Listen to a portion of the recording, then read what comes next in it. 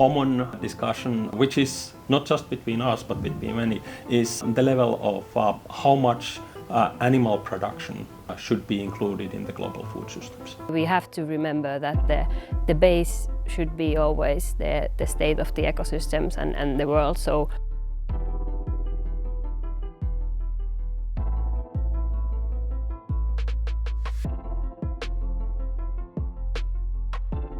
the important thing is that the first steps are the most effective. You don't need to think that, okay, going 80 or 90% down is the only possibility. It's like if you go down 10%, it would be as good as 10% of people going totally vegan. So currently, food systems are one of the major drivers of biodiversity loss. They are the biggest users of land and fresh water. So their environmental footprint is huge in the globe. Food systems represent roughly 1/3 of all the greenhouse gas emissions. The talk is too much on just the consumers or the producers.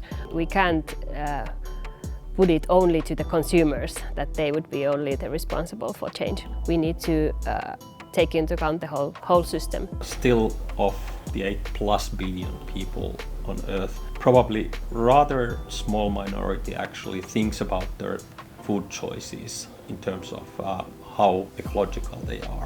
And increasing that percentage is going to be relatively slow, but putting effort on both sides, I think that's the winning choice. Change actually has to be somewhat slow so that the people's lives don't become too difficult because, for example, different agricultural sectors would gain or lose importance in the system. Because of that, we need to provide also solutions that are acceptable. They can only be effective if they are acceptable. In this research, we looked at the three main solutions, three main opportunities. We looked at dietary change, food loss and waste, and then yield gap closure. The yield gap closure is about producing more food with the resources that we have. For example, when we talk about the greenhouse gas emissions, a large part of the agricultural emissions are from land use. So the more we get agricultural products for the same land use, the better.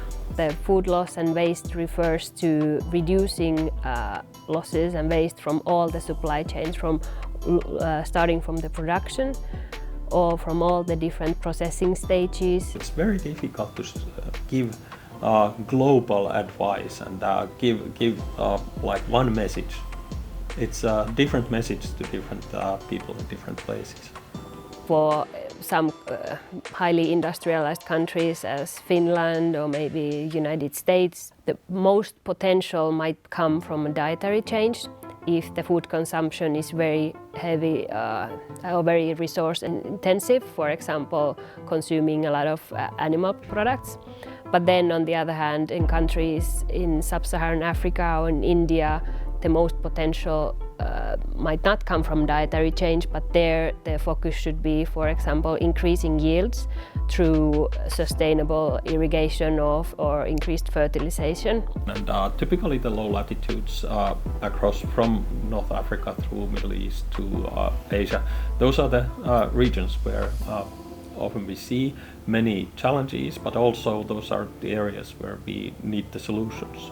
So those should be the focus points of food system development. Yes, and those are also at the same time the most biodiverse areas in the planet. So at the same time, we need to mitigate the climate and biodiversity impacts to adapt to this changing climate and produce food for growing population. So it's a challenge. And opportunity. And opportunity.